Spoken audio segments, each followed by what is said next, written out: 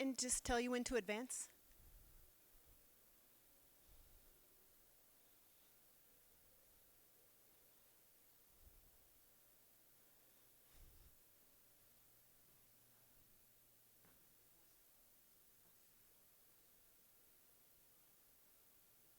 You think it's working?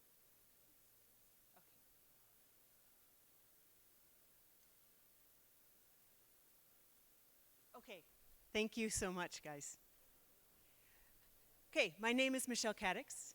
I'm the co-founder of a company called BankersLab and PortfolioQuest. We do simulation, sandbox, and workshop training around the world, I think with people from over 50 countries. And we work with banks, especially who are going through all these transformation journeys.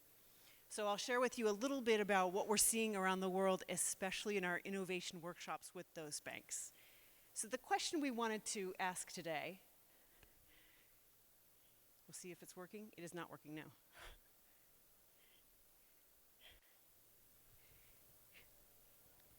Can you advance it for me?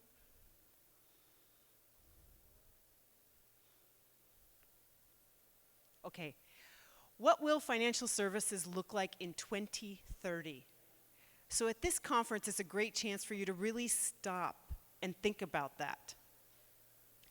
I'm going to tell you what I think it will look like in 2030.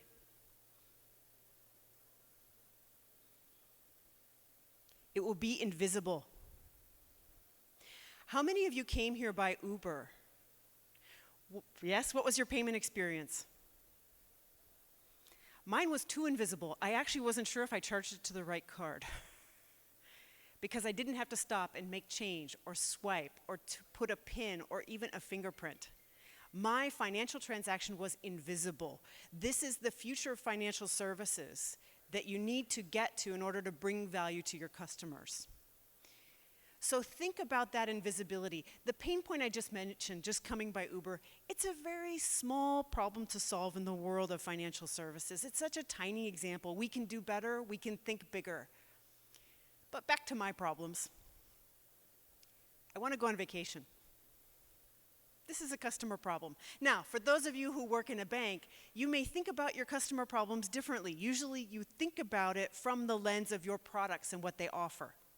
So for example, if you're Samba Bank with that beautiful gold credit card, you say, well, I just did a partnership with TransferWise and we offer lower foreign exchange fees, so we're the best product for that piece of the customer's problem. That's actually not how the customer thinks about their problem. They just want to go on vacation. And how many of you have had this experience? You say to the family, let's go on vacation. Outcome. Who has how many air miles? I heard about a promotion. Oh, there's a new nonstop flight. Oh, but it's so expensive. But can we use some points? Oh, but we better check the traveler ratings for those hotels. So then the family embarks upon an optimization routine, which is usually not very fun. That's your customer's problem. So your customer is doing this optimization. In the future, as the financial services provider in the middle of all this, your customer will say, Alexa, I want to go on vacation. Alexa will be able to leverage those big data sources, will be able to do an optimization, use machine learning, artificial intelligence to simply say, Michelle, there's a promotion on your card. In fact, if you want to go in 1 month's time, you have enough leave from your office, you can go, and you can do a buy one, get one free ticket. There's a promotion. And by the way, be sure to remember to use your Samba credit card because you're going to get the best Forex rates. And I'll book it for you. Fantastic. My problem is solved. I can relax. So this is the type of invisible financial services that we're talking about, but how do we get there? There are 3 critical pillars that have to happen together, and they happen in combination. The sum of the parts is much, much bigger than those 3 pieces. So let's go through them. The first one, we always talk about big data. Now, first of all, pro tip, don't be afraid to admit you don't know what anybody's talking about.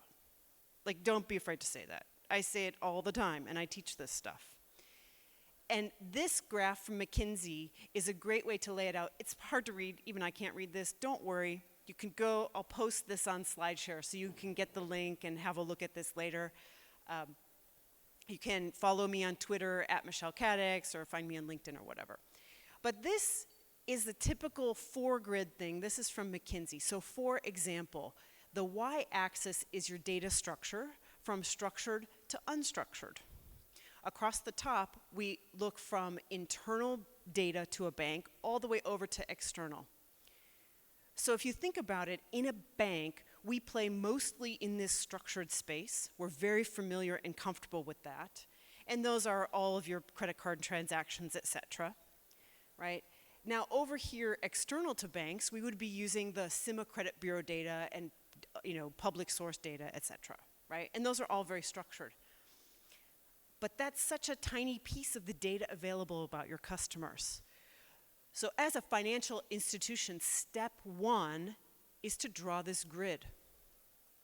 What data are we using, and what other data sources do we need to begin to explore? So you can draw this. This is extremely limited. I'm a little disappointed in this graph. I didn't have time to rebuild it myself.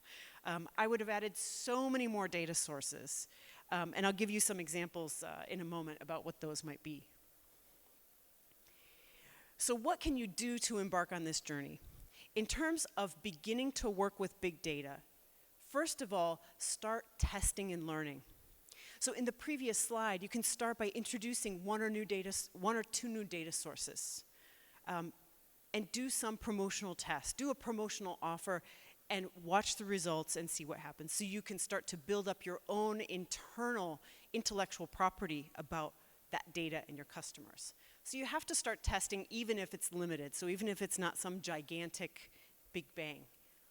Second, you need to reconsider what tools you use.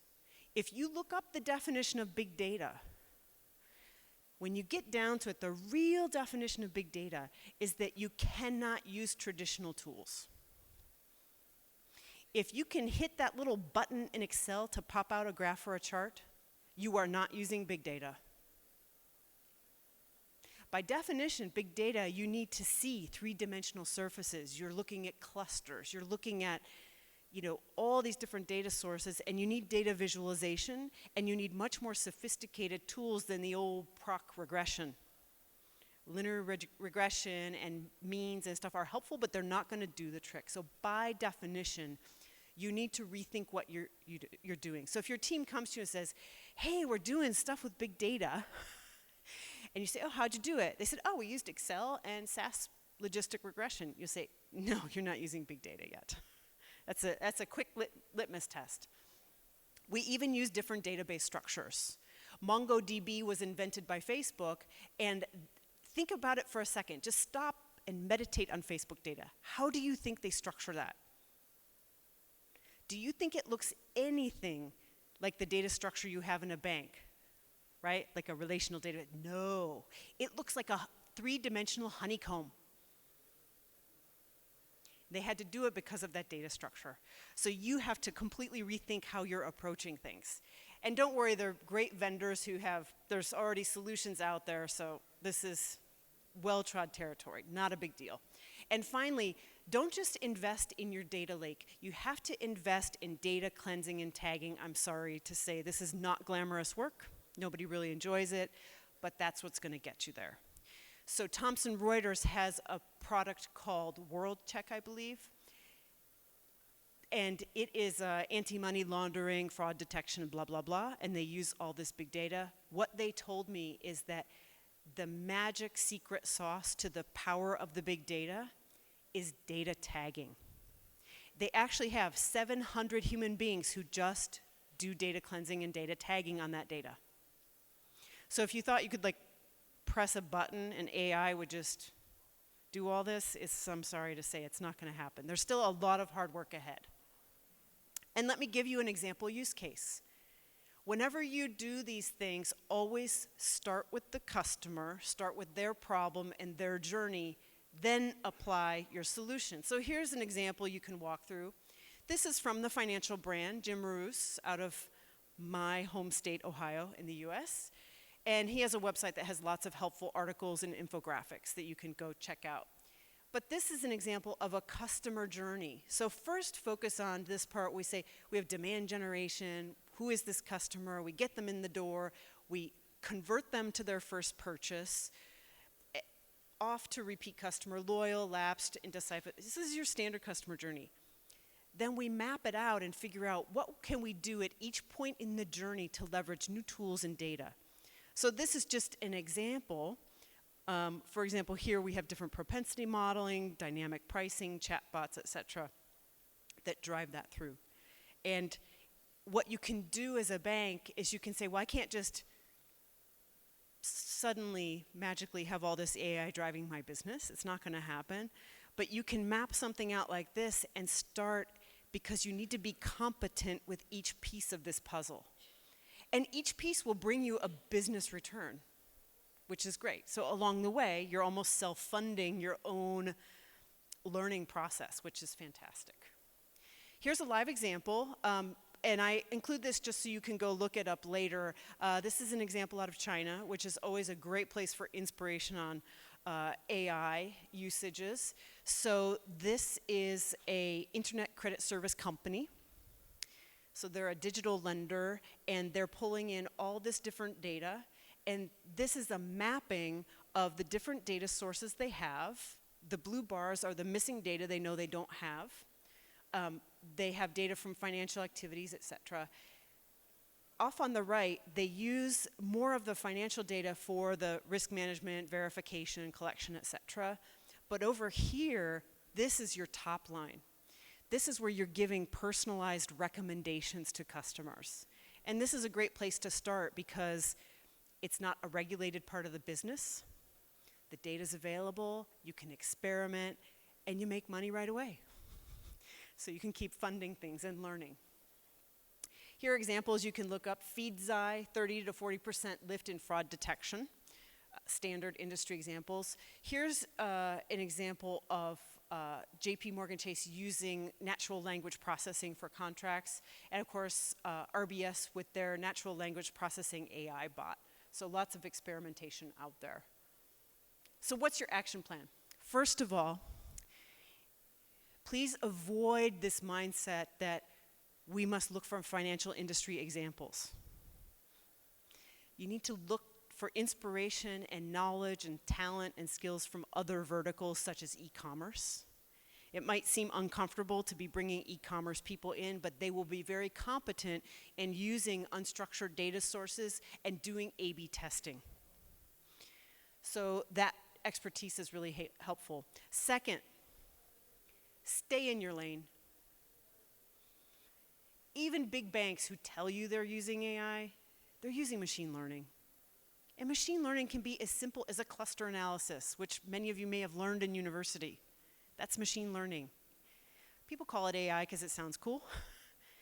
But start with machine learning. There are plenty of techniques that you can test and learn and increase your revenue and keep building up. But I avoid people just imagining they can leapfrog into that AI world.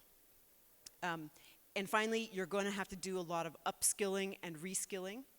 For example, what we do is we run sandboxes. So we are launching an artificial intelligence sandbox where you come in and you get to it's like a cooking show. You get to play around with use cases and data. So you understand the implications, how the data is used, and how it's processed.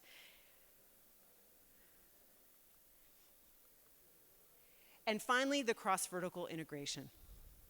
I think this message in GCC is well known. Data is the new oil, and as such, the region is re-diversifying the economies towards this element. The Economist proclaimed this, about a year ago, that data is the new oil. So what's your action plan? In terms of data being the new oil, you need to look for lots of corporate partnerships, check the details of the agreement so that you get access to all the data so you can play. So set up those partnerships because, for example, Uber knows how I'm here at the Four Seasons Hotel. I don't know how they're using it, but they know it. So the future is that you'll be leveraging all those things. I'm hoping they'll send me a promotion for a big discount off the spa here on the way out, but I doubt it. Finally, watch all those e-commerce trends. Play around. Download shopping apps. See how they work. Those user interfaces, all those ways they use data, that's what you're going to be leveraging in the future in the financial services sector, the way that that works. Now back to Alexa. Now we can finally solve my problem, which is that I would like a vacation. I don't know about you. And now you can see how Alexa integrates all of those three elements I talked about.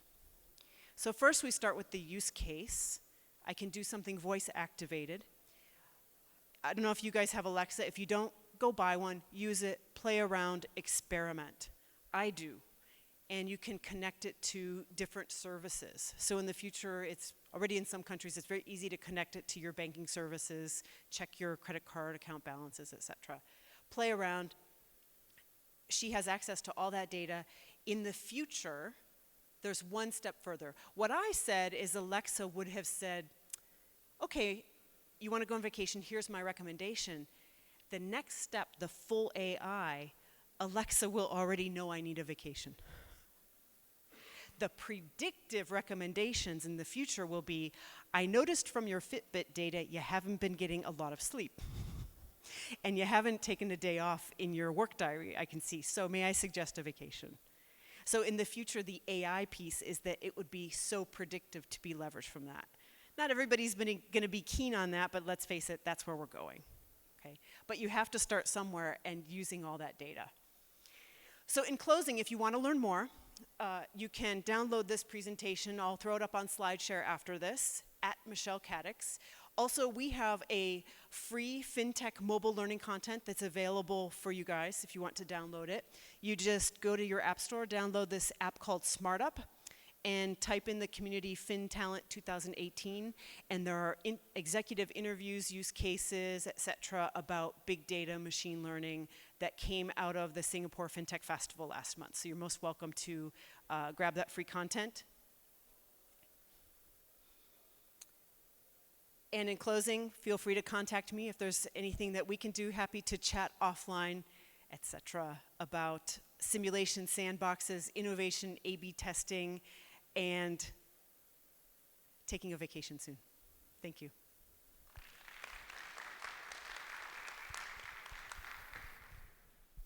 you so much, Mr. Michel.